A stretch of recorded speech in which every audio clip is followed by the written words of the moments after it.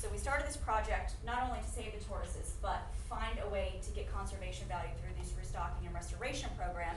In addition to figure out what works best for tortoises in relocation, we wanted to make it successful. So our mortality rate is 0.00000 or something, 1, when normally it was 70s, 80s, or 90% under normal relocations. So we keep the fencing up. For the permitting guidelines say 6 months. We keep ours up for 18 months. And we do constant monitoring. So our tortoises rehome and re-GPS to that location. Those fences come down, and then they have all of these different areas to choose from now. And we do acres, acreage pens anywhere from 20 acres to 200 acres, depending on habitat and projects and tortoises that we have. So basically, they said it wasn't going to work, and that it was really sweet that these people wanted to go rescue the tortoises, but they said there's not going to be any conservation value with it. Relocation wasn't going to stick, and they weren't going to breed. So within 1 year, our 11 tortoises we saved off our very first site had 11 eggs. And we were so excited. So Mountain Rescue wrote a paper about it, and now it's history. So there's conservation value in the project, not just a feel-good aspect to it. So I decided to quit my job at the sheriff's office, and luckily I was there long enough to be vested and cash out my retirement. I started this project. So I was actually in law enforcement. I was in the very last phase of going to the FBI, and so I told them, sorry, I'm going to not do that. I'm going to say tortoises. And they said, you're crazy. They assigned to me, hung up the phone on me, and then called back and he's like, what did you just say to me? And I'm like, I'm really sorry. But I got to do this. So I haven't looked back. It was what I want to do my whole life, but I haven't looked back because this has been awesome. So FWC approved our proposal. They're like, okay, do this. I think this is going to work. Let's see how it works. And 9 years later, we're here and we've rescued over 5,000 tortoises.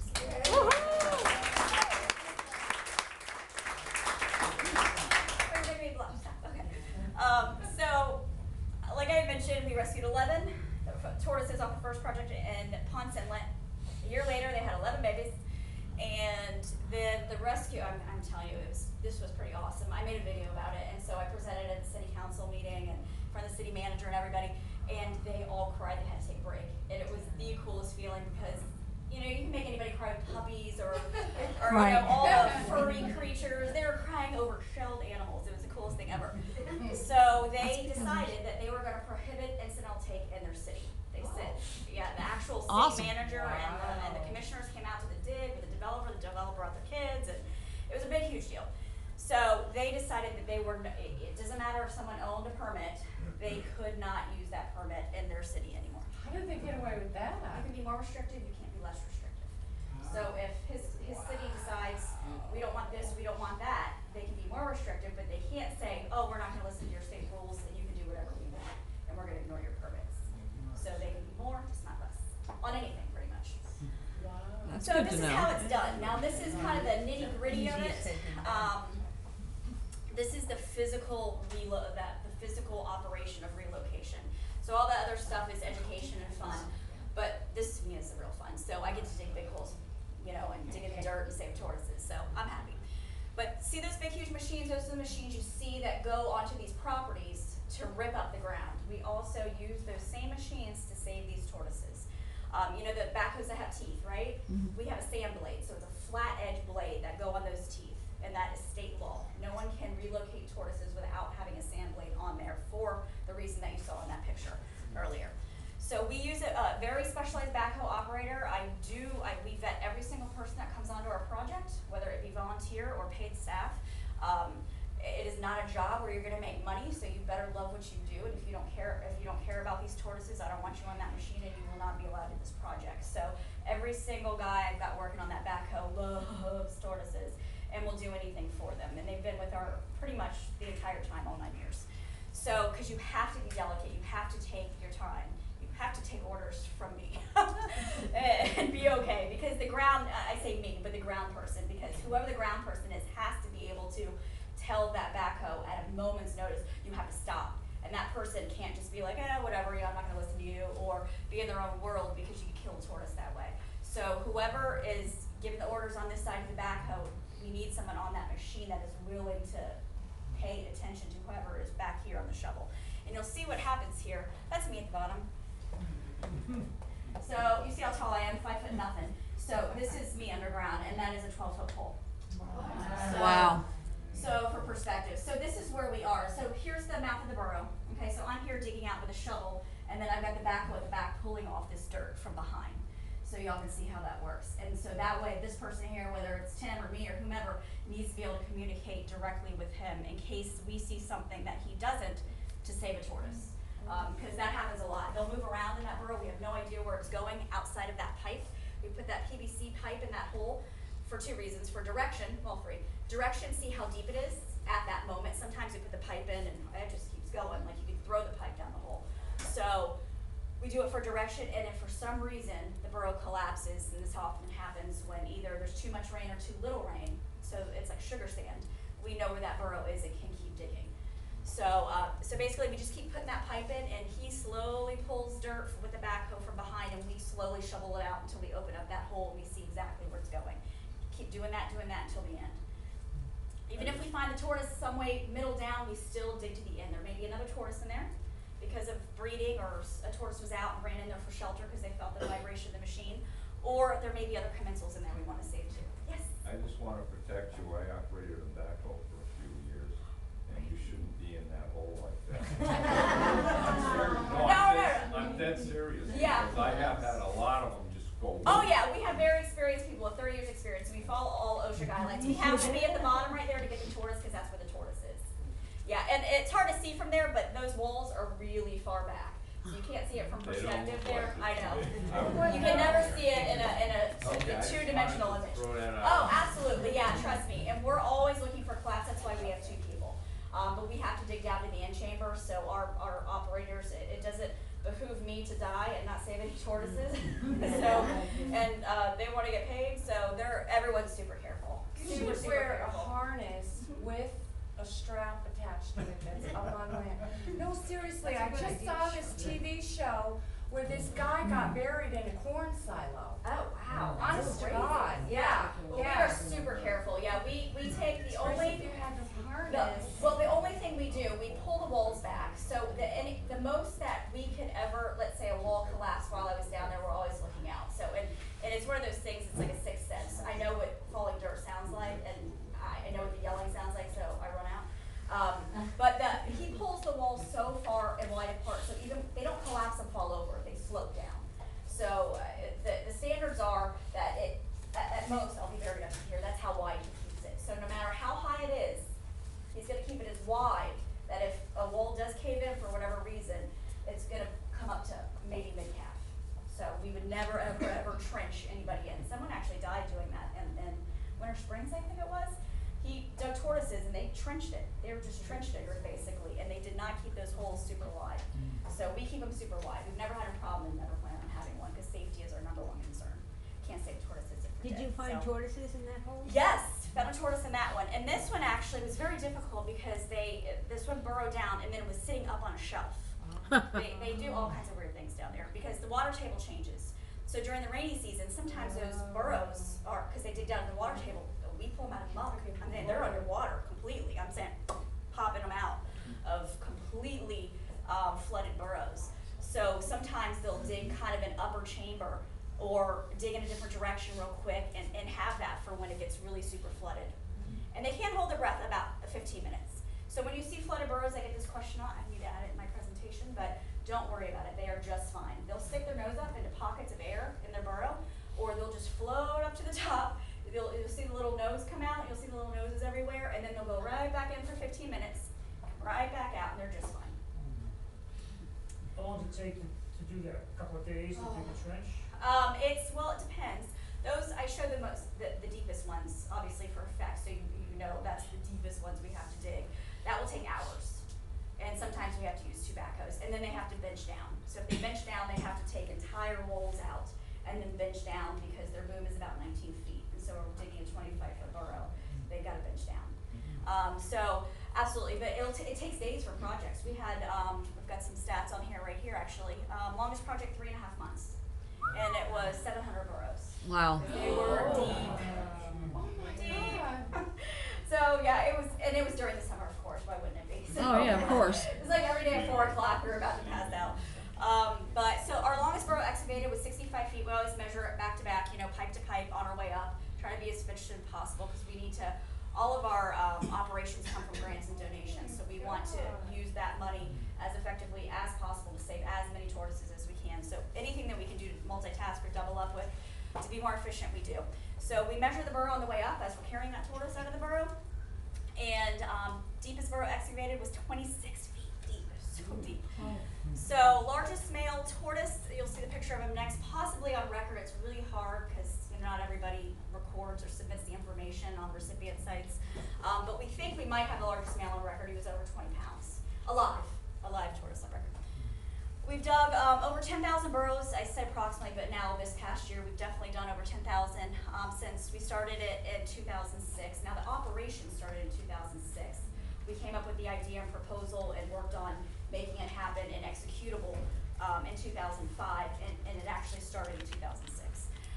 So that's our larger project, almost 300 tortoises. We just got a new project I just want you to go fund me for, 500 burrows. Just came up a month ago, and we're fully funded for everything that we have scheduled this year. 25 different projects, but 500 burrows is a lot of work. So it's about $1,000 a day to get that backhoe on the ground with And you did a insurance. GoFundMe thing for that? Yeah, I Oh just my launched it on my God. birthday Saturday, and I guilted all my friends into donating. I said, don't buy me anything, just please donate to this. That's a good way to do it. Yeah, exactly. I don't need anything. I'm digging dirt all day. I can see my nails. It's Well, just the only time I ever wear heels, everybody. Just out of curiosity, where is that 500 burrow? St. Johns County. Oh, okay. Yeah, and it's a new alright. partner too. They were a little hesitant to do it because they've never worked with us before. We're the only one project that does this in the state, but they just didn't know. You know, they were just a little hesitant. But we pitched it to them, and they came back and they said yes. The timelines are soon, so they're going to start timbering the property in June. So we've got to dig over 500 burrows in a month and a half. So So we might be are getting all of the sites that you work at places where development is imminent, or? Typically, yes. We try to do it as close to development as possible, just because we don't want recruitment. So we don't want tortoises coming back in. We have sites where we have to do that, and we have to go back to FWC and get another amendment for another 3 tortoises, because we always tell whomever's on site, look out for them. I said it costs us a little more money than I would like to come back, because when we can save 10 tortoises on, or 20 tortoises on $10,000 or $5,000 or $1,000, it's a lot better than 2 tortoises for the same amount, right? But we're not going to let those tortoises die just because we have to spend a little more money. So we always talk with, if it's residents on site because there's already homes being built there, or a developer coming in, or an engineer or county, we always say, we will come back. Never, if you see additional burrows that we either missed or came back on site, call us and we'll come back. But we dig as close to development as possible to prevent that. And oftentimes we just, like during the winter, we just go from emergency to emergency to emergency. So literally we're sitting there digging tortoises, and the next day they're clearing the property. So we really don't have to worry about that. I know it's awful to see it go, trust me. I love my job and I hate my job because I know when we're done, that land's gone. But we have to do what we can and save these tortoises. So the developers don't contribute and they. Some of them donate, yes. And I'll tell you why. It depends on what it is. I believe in fairness, despite my, I may not agree with, everything everyone's doing, but I can't charge a developer something for one and not another. We want to keep it fair across the board. So when we first started this, all these incidental take permits were owned by the original permittees because they had just got them, and incidental take was still legal at the time. So basically, they just paid $100,000 to bury them. They're not going to pay us $50,000 to relocate them. So we had to find a way to do this where it did not cost them time or it did not cost them money, because we were getting no's left and right. Because they don't have to. I'm saying they can get all the bad press they want, and we could protest, we could be adversarial, but at the end of the day, they're still going to bury the tortoises, and we're still out of luck. So we had to come up with a plan that would work. So we decided just to do it off of grants and donations and give everyone a fair shot so we could save the most tortoises possible. So what we came up with is we tell them how much we spend, because oftentimes on big projects it's a lot of money, and we ask them for a donation. So what they've been doing lately, which has been very generous, is they pay for the backhoe, which is our most expensive. It's anywhere from 50, 60 to 70% of the project. So we always ask for a donation so we can save more tortoises in the future. And where do you get your money for donation, who's donating money? People like you who help us save tortoises, and then we also get grants. So Fulk Peterson has been giving us a grant ever since we started the project, and MC Davis actually gives us money. We got $150,000, it was awesome, from, the St. Joe Community Foundation last year. That was the biggest grant we ever received, because they challenged us, because development was going on, so, obviously you saw last year how it increased. Development went crazy last year. So we decided we could triple our operations. We usually rescue between 300 and 400 tortoises a year. And they wanted us, in order to be, I anticipated, thank goodness it was right, that we anticipated that we could rescue 1,000 tortoises in a year, so that way we could keep up with development, no tortoises would get killed or buried. We saved almost exactly 1,000 tortoises. So they funded us, and we found a way to cut costs even more. Normally it costs about $300 a tortoise to save them. We were able to cut costs down to $200. By the end of the grant, it was actually $197 a tortoise. So with this big project coming up, our partners are really helping us out, because first of all, it's a lot of money to save this major project I told you we just got, the 500 burrows.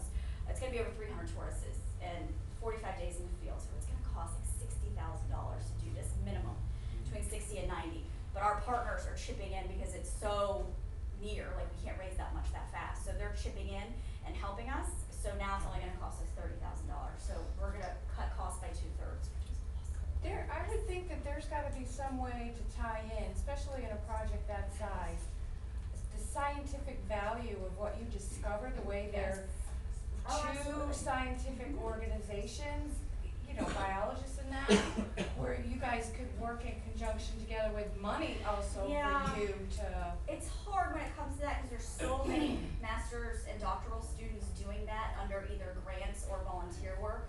So, but that grant money wouldn't come to us, it would come to them to study it. We've tried that. But not to the level of rescuing No, 500 in the burrows, that's a whole giant Oh, colony. yeah, well, And- we and- keep all that data. Dr. Mataresco has written numerous papers on commensals and the data that we get here. He's been able to get a couple grants to assist with that, but, it's hard to sell that. The scientific portion is great, but operationally, they really want you to spend the money on the science. And operationally, that doesn't really mix. I'm saying we're trying. We've got a philanthropy contact with HSUS that is constantly applying for grants for us. So from every angle. So we're trying to get more money in, because I think we're actually probably can rescue 1,500 this year. You're Because, just giving yeah. him all that information and It's he's a lot. writing papers on it. Yeah. There's a money value attached. Oh yeah, absolutely. And well, NC has donated Yeah. millions of dollars to this Yeah. to make this happen. So and Good. that's the trade-off there. Yes, Who do you work for? myself. Okay. Yes. And so how do Saving you- Florida's go for tortoises. How do you, I don't mean to be too personal. No, it's okay. But I mean, you have to feed yourself and all that stuff. Yeah. So how do you? It was difficult. I had a really caring ex-husband. I donated. Yeah. When in the beginning, I cashed out my retirement, and we funded the project just on that. So I left the sheriff's office so that, but no health care, no paycheck, no nothing. And he was still at the sheriff's office, so he said, "Go do this. We'll find a way to make it happen." So for the first, 5 years, it was about 75 to 90% donated time and expenses. And so the grant basically just covered the backhoe. We donated all the other time. Since then, we've gotten grants to cover some hourly expenses. Again, he's an ex-husband now, he was very generous, and never home, so it's gonna work. So last year, one of the reasons St. Joe gave us that big grant was to salary me at least for a year. So I got a paycheck last year. So it was very exciting. That ends in April, but we're still looking at funds. So I make do. I don't need a lot. Okay. So Okay. yeah, I just manage. Yeah, I work for it. I don't need a lot. I just work. But yeah, it's minimal. So the costs and expenses were reimbursed, but yeah, I do miss the paycheck at the sheriff's office and the health insurance, but it's really okay. I love my job. So I'd rather save more tortoises with that money than pay myself that little extra. So, but did I push it? No. You went back. There we go. But our main focus is save tortoises. So if I can find a way to cut costs, and that includes my personal expenses, I do that so we can save more tortoises. So it's not a problem. Did you ever think about going to GoFundMe